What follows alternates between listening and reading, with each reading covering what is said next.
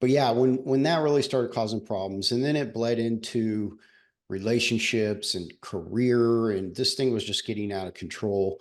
But meanwhile, I still wanted to train. Right. So I was a little concerned about, back surgery, right? Okay. So, after trying everything under the sun, all of the different supplements that are out there for joint mobility, collagen, fish oil, turmeric, zinc, everything that you could think of. I was just wasting a lot of money at that point. So one of the chiropractors I work with also trained at a facility I trained at in Austin, Texas area, and asked me, "Do you know anything about stem cells?" Right. Yeah. So I looked into that. Welcome to the Audacious Living Podcast, hosted by my man, Odley Stevenson, the Odd Man.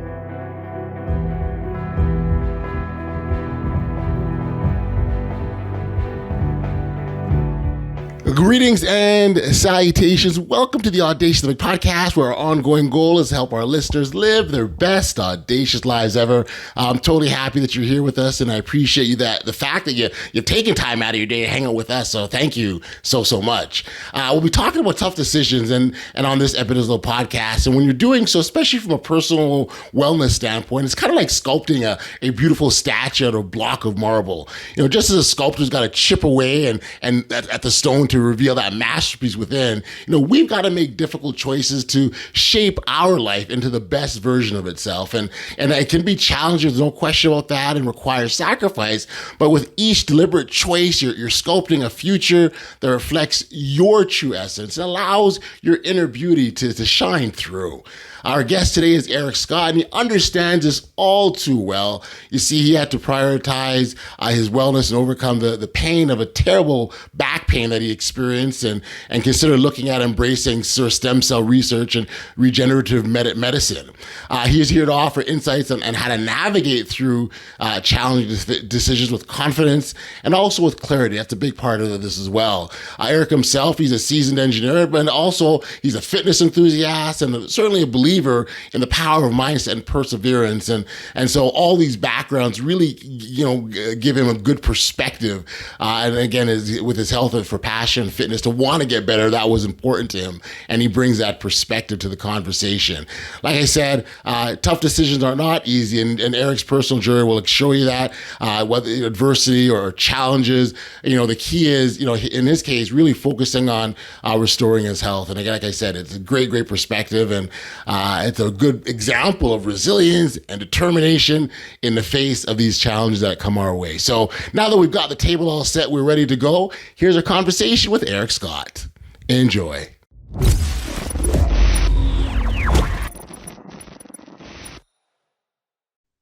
Hey, Eric, thank you for joining me here today on the Audacious Living Podcast. It's great for you to make the time like this. Thank you. Oddly excited to be here. This is a fantastic platform to be a part of and be able to speak on. Yep. No, I do appreciate that.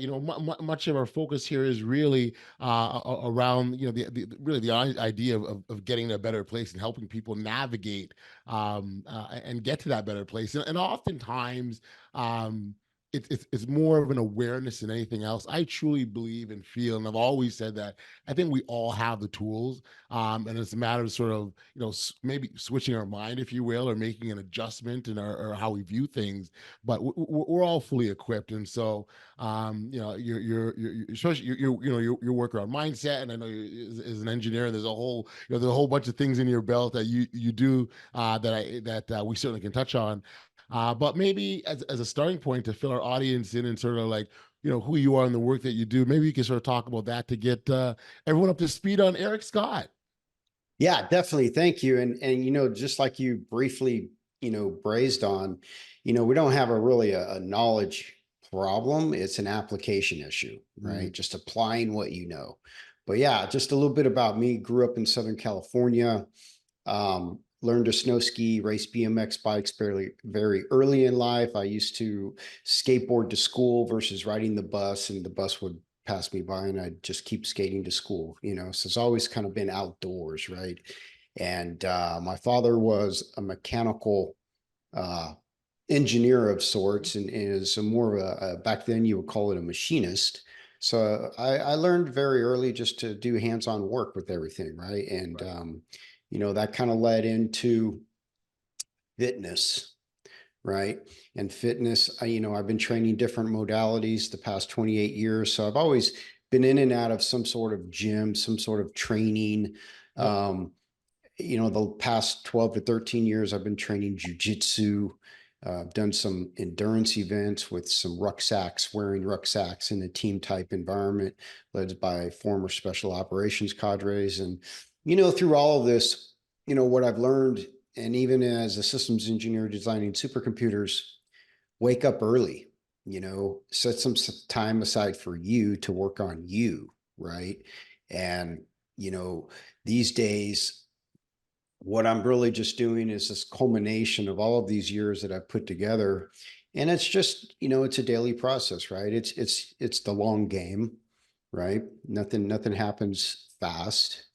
But the main thing is just to have some sort of plan that you can execute against and stick with it as much as possible. But yeah, happy to be here. And again, it's so funny. It's nothing in what you said in terms of in terms of what you learned. Nothing what you said is going to surprise people, right? Like just start early, stick to it. But as you said off the top, it's that application. Yes. I think that's where most people falter. Is that fair to say? It really is, and with life challenges, right? At different peak periods in your life, maybe your 20s, you're able to do something a little bit more rigorous, and maybe, you have friends that are into some sort of maybe a running club or biking or, but the thing is, the body's designed to move. Right. So our job is to keep moving. If you look at the various early ages of life, right? People had to walk everywhere, right? And sometimes, just getting out and going for a walk is so important. Right. Right. I wonder if when you sort of look back, and this wasn't meant as a pun, but I was going to look back and maybe identify maybe challenges that you had. And I know one of them was your back, right? I wanted to sort of expand on that a little bit. Yeah, I think through all the years of fitness and different modalities and jujitsu and some of these endurance events, 2016 through 2022, I had real severe back pain. And early days in training, right? You were taught to take a rest day, or you were advised, you don't need to train 6, 7 days a week. You're not a pro athlete. Take a rest day. But no one really defined what that meant, other than you're not training, right? But it wasn't, hey, go do some hands-on work, do some stretching, maybe a massage therapist or a physical therapist, or learn about bands and foam rollers and these different areas that you've got to do maintenance on your body if you're putting it under load, right? So I didn't know all that. And over time, it just started causing problems. But when I was hurting and I couldn't sleep at night, it hurt me to roll around in bed. It hurt to Mm, sleep. And right. sleep is your most important recovery tool. If you do nothing else, get the right amount of sleep, right? Because that's when your body resets. That's when you grow. Your mental focus is clearer, or at least better, when you wake up. But yeah, when that really started causing problems, and then it bled into relationships and career, and this thing was just getting out of control. But meanwhile, I still wanted to train. Right. So I was a little concerned about, back surgery, right? Okay. So, after trying everything under the sun, all of the different supplements that are out there for joint mobility, collagen, fish oil, turmeric, zinc, everything that you could think of. I was just wasting a lot of money at that point. So one of the chiropractors I worked with also trained at a facility I trained at in Austin, Texas area, and asked me, do you know anything about stem cells? Right. Okay. So I looked into that, and I seeked out the best in the world, oddly, on stem cell treatment for the back. And what that really was focused on is using regenerative medicine Okay. to repair some major issues in my back, right? So again, it goes back to the systems engineering on do the research, Right. develop a plan, get the best out of the plan that you can, because if you half bake anything, the results are generally half baked or even not even half baked, right? Right. You're not going to get what you can out of it. So yeah, that process really taught me a lot about me Okay. and about recovery, and also about just not taking the status quo of, hey, go see, the best in the business with American medicine. Western medicine is designed to treat the symptom, not necessarily the cause. Right. It's not necessarily designed to do deep analysis and follow-ups and improvements and so forth. And then it's really designed around medication or surgery, right? Right. As the end goal, right? As the opposed end goal. to, Yeah, exactly. Right. And there's nothing like, let's be clear though, there's nothing wrong with that, right? Because that's how Western medicine is sure. designed. And that's Sure. how the physicians are, they spend 8 to 10 years in Sure. school, right? Through pre-med and Yep. all of that, and grad school, and, the internships and so forth. So yeah, that was a long process, but Right. I came out of it in a real positive manner. I learned a lot. So I'm sharing a little bit of the story about that nowadays. Yeah, no, and that's great, and it's interesting when you sort of talked about the application from the systems world, how you can apply it to our lives, right? You make the plan, you formulate the plan, you get the best out of the plan, and it's just fascinating how that can be what we do in our daily lives if we have a Yeah, goal that we're working towards, right? And it really um, is. yeah, Yeah, just think if, in your everyday career, right? If you need to get funding for some sort of research yeah, project or development project, or, a product that you want to launch to the market, you need a plan that's feasible, right? right, And is executable, and then, because what executive is going to give you the funding to go do it if it doesn't make sense? exactly, exactly, exactly, You exactly. could dribble a lot of that down to your everyday life and say, hey, I'm going to spend I've got this problem. I need to spend X amount of dollars. Sure, Here's what I'm sure. expecting to get out of it. Sure. I mean, I could see it if you're, you were, a new career, right? You need a plan for that. If you were, if you wanted to, to get married and have a relationship, I mean, you'd have to figure that out and have a plan for that. And so it is so universally applicable. And I'm really glad that you sort of touched on that. I wonder if you sort of can give us sort of, you found the research, you applied it. What was that process? I guess first I'm wondering that length of time, that process where from the beginning to end, and I'm assuming we are at the end, right? Like it's not something that's Yeah. ongoing. And then sort of were there any sort of challenges along the way? Yeah, absolutely. I spent about 3 to 6 months doing the research, Okay. right? Seeking out the top stem cell clinics around the globe. Um, Even went to a center in Austin, Texas area that did stem cells there, Uh-huh. and talked to a gentleman. That gentleman ended up helping me get an MRI, and we identified that I had 3 herniated discs, 3 compressed discs. I had canal stenosis, which is your vertebrae start seizing together, and that explained the 5 years of pain, Yes. right? Yeah. Yeah. But Wow. we talked, and he was very supportive of me, going outside the country and getting some plans, and he would review them with me. So the research and identifying the right facility took about 6 months. I ended up going with BioAccelerator in Medellin, Colombia. There's another stem cell clinic in Panama called the Stem Cell Institute, right? So I kind of looked between the both, and what made BioAccelerator different than the Stem Cell Institute is they focused on backs. They had an orthopedic surgeon on staff. And, we zeroed in on my MRI. We focused on the injuries. And, at the end of the day, that's where the injections of the stem cells took place. These are Okay. MSC stem cells. These are the golden cells. They come from the umbilical cord. So it's the beginning of life, right? So when you Gotcha. talk about regenerative medicine, the job of regenerative medicine is to repair tissues, joints, and bones, and so forth, right? But there's a lot of pre-work involved. You just can't show up to the clinic, and say, I'm ready, right? You, Right. you, Right. you I'm need to here. go on an anti-inflammatory diet. You need to get rid of all inflammation as much as possible in your diet and in your body, because that's chronic inflammation. And Mhm. what stem cells do, they look for a problem to fix, oddly. And it's like, if you go to a mechanic with an engine problem, Yep. but you've got bald tires, you've got, your alignment's out of Yep. whack, and Yep. you got cracked windshields, you've got 80 other problems.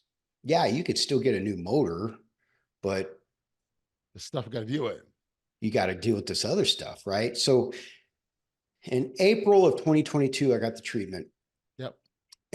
13 total injections, 9 in my back. While I was there, oddly, I said, might as well do my knees, my elbow, and my shoulder. Wow. Right? Might as well just do the Bionic Man kind of process here, right? Turn me into Steve Austin, right? You got a package deal, sounds like. Yeah, exactly. So it was a fantastic experience, right? I've never had a doctor sit down with me and go over all my MRIs in detail, right? And didn't tell me going forward, here's where you need to back off in terms of fitness, and here's what you should do. But, 1 year later, almost 2 years later, the clinic is still following up with me. We're still getting updated MRIs. So 1 year after the treatment, I went back and did an MRI and shared that with the clinic. The 3 herniated discs had fluid back in them, and I've got MRI proof before and after. There were no signs of compressed disc. There were no signs of canal stenosis. Wow. The only thing I had left was inflammation, which is the longest kind of, thing to get rid of, right? In terms of an issue, right? But I was expecting this to work. Right. Yeah. Well, you did the work, obviously, right? You did the research. I understand that. But I guess more importantly, did the pain stop at that time? It did. That's the big one. Almost. So I kept doing physical therapy. I kept doing the hands-on work, but oddly, during the process, I was faced with a lot of optimism and pushback from friends, family, US medical, professionals. And so, hey, this isn't going to work. You don't know nothing about this. There's no research, Right. And also you're going to Colombia. That sounds dangerous. Okay. Sure. Well, what's dangerous? Live in my shoes, try to get the sleep I don't get. Correct. Right. You gotta just go for what you think is right. Did you think that that journey was risky, or are there risks involved at all? Do you think about that, or? Yeah. But, I read the books. The Bio Accelerator in this case had a ton of, customer testimonials on their YouTube channel. I read a book called The Rising Tide of Stem Cells. It's stem cell therapy, written by Dr. Neil Riordan, who's also a US doctor, and he owns the Stem Cell Clinic Institute in Panama. The Stem Cell Institute, the Bio Accelerator in Medellin, Colombia, is owned by a US company. Right. So these are generally US medical professionals and companies, but that's because the country of Colombia has fully approved stem cell research, application, and therapy. Same with Panama. Right. In the US, that's not possible right now, So would I have done it again? Yeah. Gotcha. But it's self-funded. There's no insurance that covers this type of stuff. Sure. No, and I understand that, and I guess when I talk about risk, certainly that was a part of it, right? The financial risk, if you will, but then there's obviously the health and the guarantees whether or not this will work. But what I'm hearing from you loud and clear is that you spent a lot of time into researching and being sure. Yes. And I think even within that, that is a really powerful lesson about, the steps that we have to, sometimes the big steps, even the small steps that we take in our lives, right? Like we have to be really sure of that. Sometimes we have that time to gather data, and sometimes a snap decision we have to make in the moment. And so, but in either instance, there's still some level of work involved. Yeah. And, was I concerned with, was there some thoughts of this couldn't work? Yeah. I mean, that could happen with a basic surgery here in the US or, in any country, right? There's no surgeon that's going to say this is going to be spot on 100%. Right. There's no medical process 70-80% likelihood of success is the best you'll ever probably see or hear or get advised on, right? But it goes back to what you're talking about is do the research, develop a plan, be confident in what you're about to do, but also rely on the professionals that you're going to work with, and let them do their job. Yeah, for sure. That confidence one, I'm glad you mentioned that, because that's a big one too in all this we're talking about. If you're gonna step into something boldly, then step into it, right? Yeah. If you're uncertain, you've got questions, and again, the questions are okay. There's nothing wrong with it. And actually, the questions are a good thing, because you're not taking anything for granted. You're not just diving in. You're asking the questions. But if you're questioning whether you should take this step, that's a whole other thing. And that's when you really need to evaluate, if this is the right step. Clearly, in your case, Yes. that wasn't what went on for you. My father told me a long time ago when I was asking, hey, which way should I go on this particular scenario? He's like, write it all down on paper, put the pros and cons, and then let it weigh itself out, Okay. So I really had to look at my options. What are my options, right? I can go to an orthopedic surgeon in the US, or I can, continue to live in pain and maybe it goes away some days, but I can get the short-term fix from massage therapy and chiropractic care and physical therapy and such. But at the end of the day, I need to get on with the rest of my life, you know.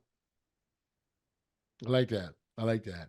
Did you get, I would imagine, and you tell me, I mean, I'm imagining you had, varying opinions or schools of thoughts in terms of what you should or shouldn't do. Um, what the challenging thing in these instances, when we get these varying thoughts, they're coming from good sources, people who love us, who care for us, who want the best for us. Um, did you have to deal with any of that and sort of figuring out, like, which way do I go? I did, but in the very beginning, some of the feedback I was getting was, this is unproven. You don't know anything about it. And I'm thinking, and I'm listening to the people tell me this, and I'm like, well, you don't know anything about it either. I'm like, well, why are you advising me on something I don't know about? And you don't know about it either.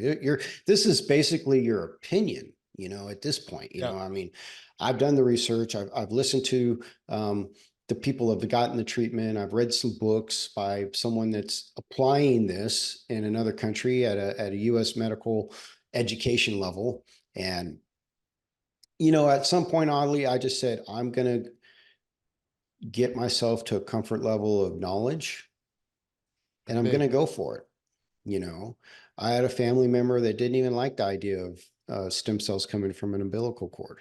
I said, well, I'm not here to analyze that and judge it either, right? Right. But I don't, there are some options with stem cell therapy where they'll drill a hole in the side of your bone and pull out your current stem cells and put them in a centrifugal force in a lab and spin them up and do all kinds of stuff and put them back in you. I said, well, I don't want 52-year-old stem cells. Right. I don't, why, Right. And pay how much for that? Yeah, no way. So then where did the fortitude come from to sort of manage that criticism? And I don't, and I know I'm not even sure criticism is the best word. Maybe opinions, viewpoints, perspectives. I think it was coming down to the point where folks didn't understand the situation I was in with the level of pain and daily discomfort and the sight of no end. Gotcha. It already been running since 2016. It was honestly getting worse. And, I did change some of my training routines a little bit, but honestly, I did know enough to make major adjustments. But I think I just got to a point, and anyone that's out there that's, maybe you want to make a change in your life, like you've got to just zero in on what you need to do Right. and shut out the noise, right?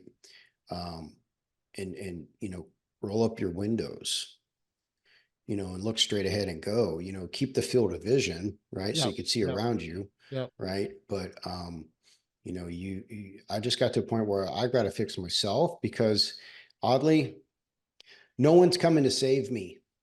Right. You know, there is no first responder. There is no military quick reaction force that's coming in to say, Eric, hey, well, you're going to be all right. We'll fix your back. And we've got some pixie dust from, the rainbow or whatever it is that we could put on you. Yep. Um, what's going to happen is you're going to go see a doctor. You're going to see some sort of first responder. You're going to get help for a little while. You're going to walk into an appointment, and guess what? You get sent home. Right. At the end of the day, this is all on you, Right. right? I mean, you're Yep. only going to visit someone with medical expertise, medicine, surgery capability, any of that, but you're still on your own, Yes. right? So I really had to analyze and say, no one's coming to save me. Yep. What do I want the rest of my life to look like? And what is my health worth? Great questions. Great question. And I think those are when you sort of look in the mirror and really evaluate, why you're doing what you're doing. I think once you answer those questions and you're sure about that, the answer naturally becomes clear, I would imagine. It is. Yeah. And, it's the power in discovery and being confident in what you're doing and relying on professionals that you're going to work with, whether it's fitness, whether it's nutrition, whether it's medical, whether it's high level executive coaching, like, Mhm. you know, you've got to believe in the process. You got to believe in the people you're working with, the team Yep. you're surrounding yourself with, but you've also got to be what I call coachable, Gotcha. you know, and that's important because if I would have went in there constantly asking questions to the point where I'm kind of not so sure about this yet or questioning the expertise and such, like at that point you haven't done your work and you should probably not be there. Gotcha. Makes sense. Makes sense. So I've got to ask, you're sort of on the other side of this journey now, and your health is in a much better place. How are you using your experiences to help others?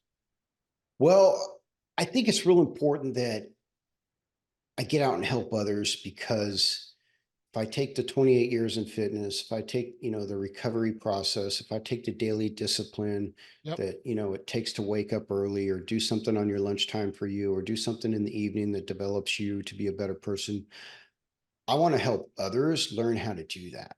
Mhm. Right.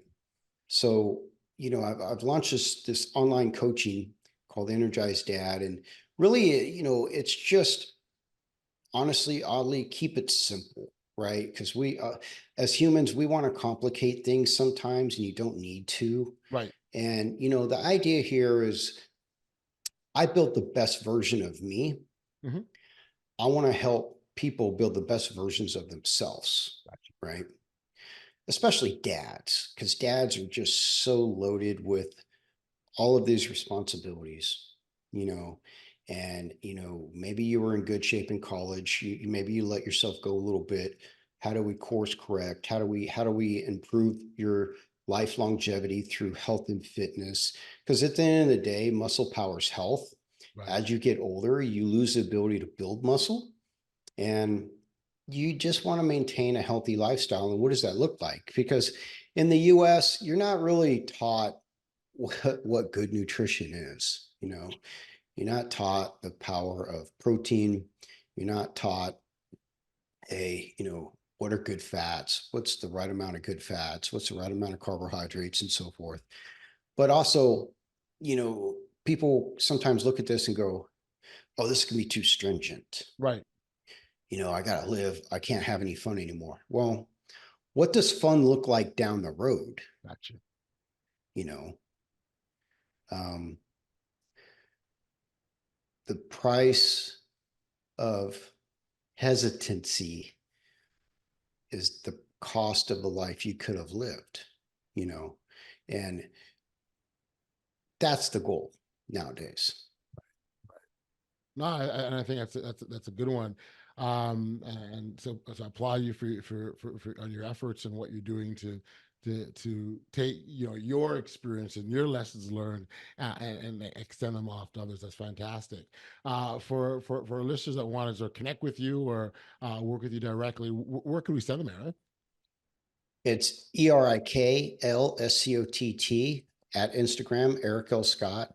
You could find me there, communicate with me, and I put out my daily routine, my daily life. I kind of share.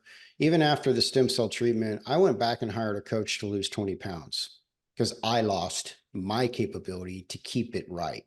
Gotcha. So even someone, like me, sometimes we got to go higher and seek out people that operate at a higher level, right? So I put all of this out there. There's no, it's not all guts and glory, right? It's we all wake up and have difficulties, and it's about, in the long run, just showing up every day, right? Yeah, no, it's a great message, a great lesson, and I think your story is a fantastic one, Eric. Into your journey and being very clear on what you wanted for yourself, and you did that. You formulated the plan, and you went and you made it happen, and you did so very boldly, I might add too. So, thank you for sharing. Thank you for being here. Congratulations on all the work and all the best. Thank you, Odley. I appreciate it.